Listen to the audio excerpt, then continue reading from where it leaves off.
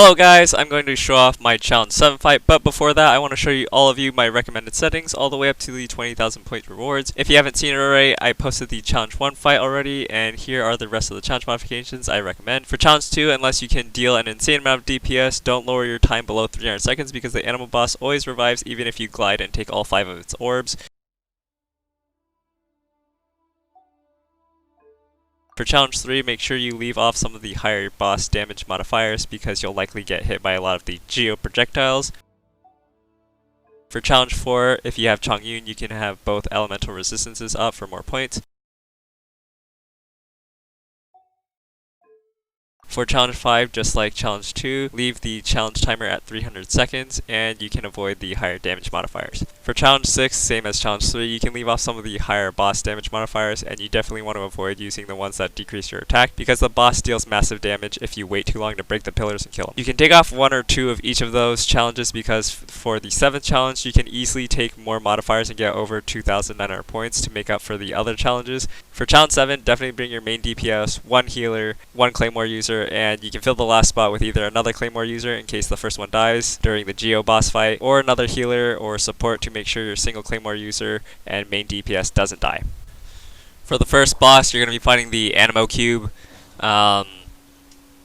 Anytime you can, you just use your skills and you can recharge energy particles on it even though it's in its invulnerable state. The only differences between this boss and the regular Animo boss fights out in the world is that it drops these little pyramids or triangles, and you actually want to center them around the middle of the map so that you can see when the boss teleports to the middle. You can break those and then create wind currents to save you from some of the boss's more damaging attacks, especially one later where it teleports in the middle and just has its wings and starts flapping them a lot. That one is the attack that does the most damage, so you definitely want to save one of the little pyramids for that move.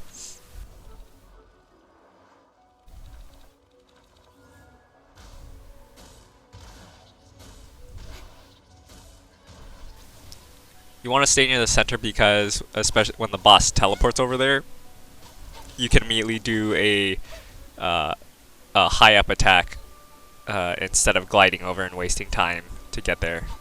So like this is the boss's attack where it's just flapping its wings constantly, and you want to make sure that you have one of these wing current things available. You could prep them and attack them 1 or 2 times before actually breaking them, just to have them ready the moment the boss does this, so you're not spending a little bit of time attacking extra time, making you probably take extra damage in the process.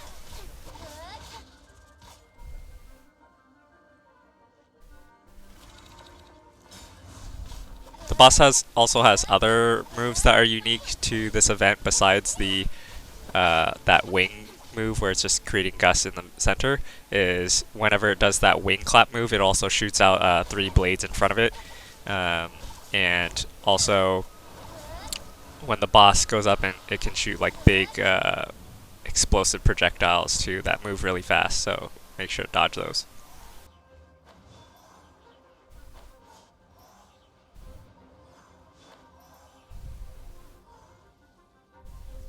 Just like the regular Animo boss, this boss also does respawn even after you get all of the orbs, so you're still going to have to waste extra time to fight it once again.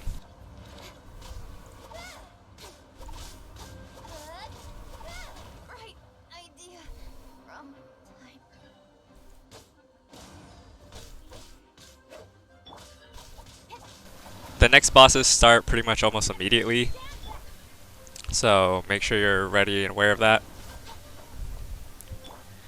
Again, for these homing projectiles, you want to stand behind these orbs and immediately deactivate these little prism things, or you can dodge them by running very far away from them.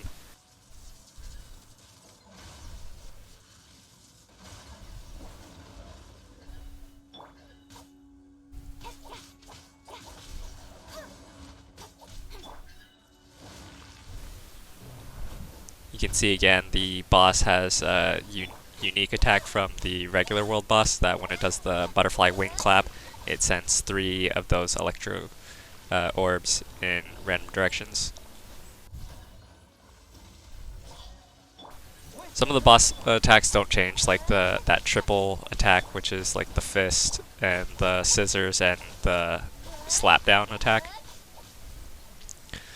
This attack is also relatively the same, just shoots out laser beams, but this one, it actually shoots out all 8 of the directions with laser beams instead of just 4 different directions. Immediately once you see the little runes underneath it when shooting the lasers, make sure you get out of there, otherwise those cubes can do a lot of damage when they smash into you in the center.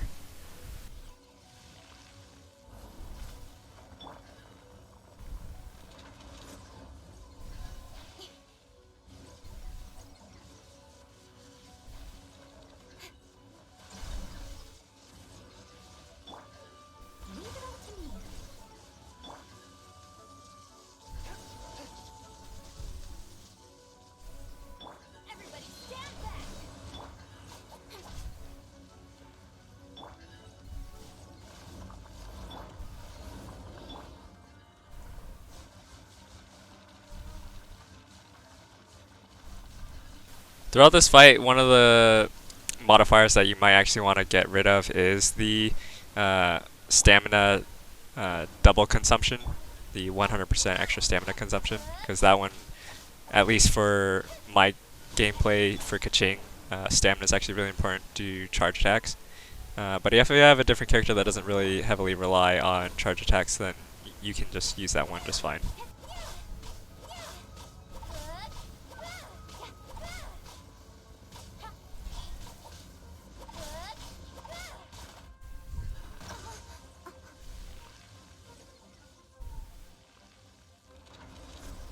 An easier way to dodge this homing missile attack is to just get a little bit more distance away from the boss.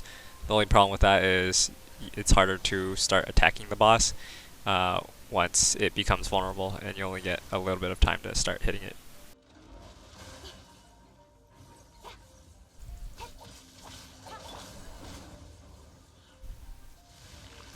When you see the boss shoot up its cubes in the air like that to create this force field, make sure that you run like right up next to it.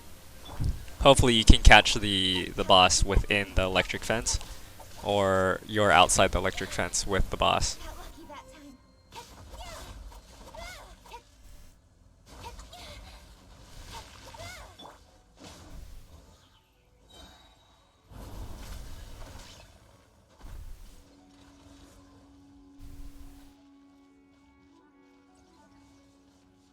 You can sort of just use your iframes to dash through those orb explosions as well, but I don't really recommend it because it's high risk, high reward that those explosive orbs do a lot of damage.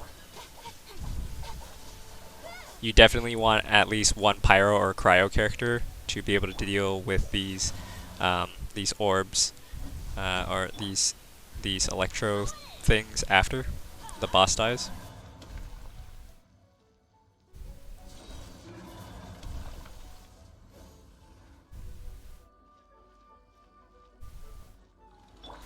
Try to either use your dashing or your elemental skills to help reset your attack so you can attack faster and break down those pillars really quickly as fast as possible, and then go ahead and switch to your main DPS to do damage to the boss. Every time you see those pillars charge up, before they actually even fire the projectiles, you can move to a different location, because the projectiles are targeted at wherever you were once they start charging. Not the moment that they launch the projectiles.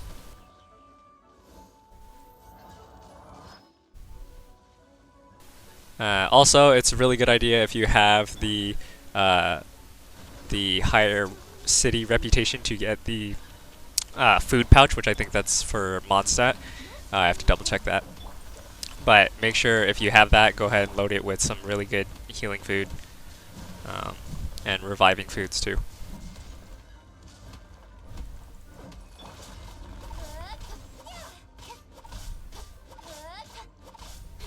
I think the Geoboss is actually one of the hardest ones, just because of all the projectiles and high damage things that it does.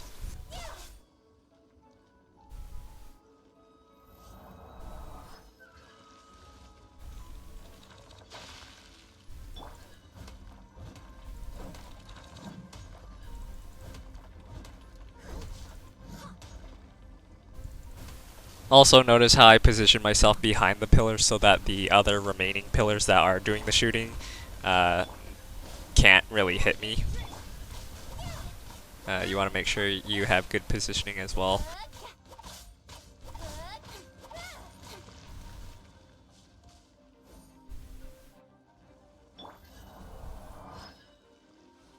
When you see this kind of like ring go around you, the boss is going to start launching really giant meteors. Make sure you go to any of the places where the pillars used to be that you broke. They will have some shards to shield yourself with, and take advantage of those, because otherwise you're going to be taking massive damage.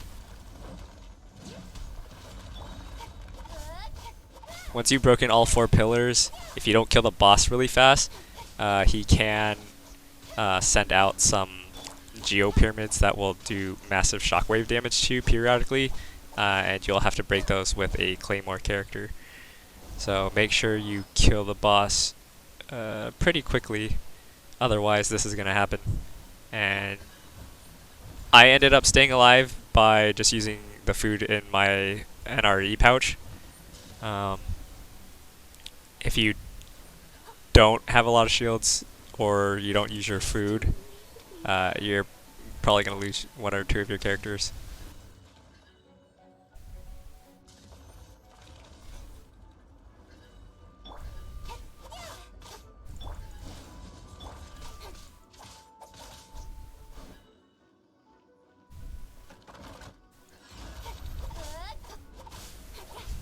Besides Claymore users, any kind of explosions like Bennett's Hold 2 or Klee's bombs are also very, very great for this boss battle, because explosions also work very well against geoconstructs.